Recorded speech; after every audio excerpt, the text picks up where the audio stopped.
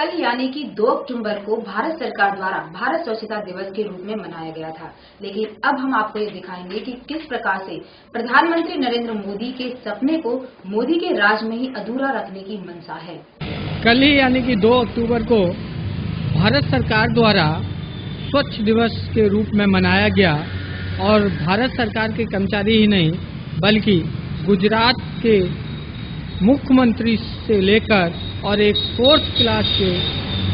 कर्मचारी तक इस मुहिम में शामिल थे। लेकिन मैं आपको दिखाना चाहूँगा कि किस तरीके से ये बड़ौदा महानगर सेवा सदन के अंतर्गत में ये जगह आती है और यहाँ पर कूड़े का बुरी तरीके से ढेर लगा हुआ है। यहाँ पर आप देखेंगे कि गायें भी चारों तरफ बैठी हुई हैं और ये जो नया पुल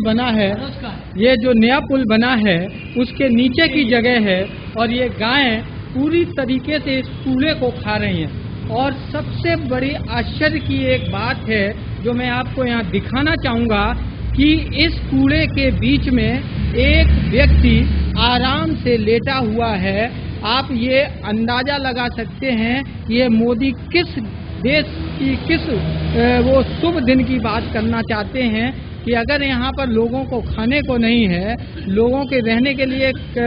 मकान नहीं है और लोगों को पहनने के लिए कपड़े नहीं हैं, तो कैसा वो स्वच्छ दिन होगा और कैसा वो भारत बनेगा, ये कल्पना से ज़्यादा कुछ नहीं हो सकता है। ये आपको एक एक करके मैं दिखाना चाहता हूँ कि देखिए किस तरीके से बड़ौदा महानगर सेवा सदन ने 2 अक्टूबर को सफाई की है। ये देखिए, ये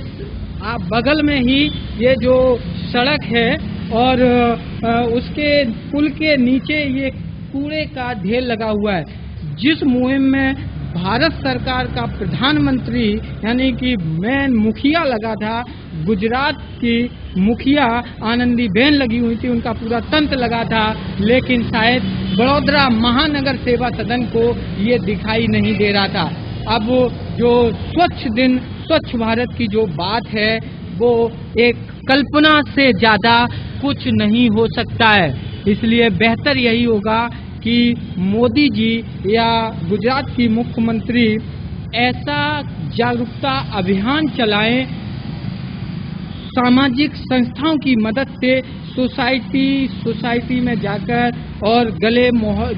मोहल्लों में जाकर, ताकि छोटे से छोटा बच्चा इससे प्रभावित हो और उसके दिल में ये एक भावना पैदा हो कि स्वच्छता ही हमारे जीवन की सबसे स्वास्थ्यिक चीज है।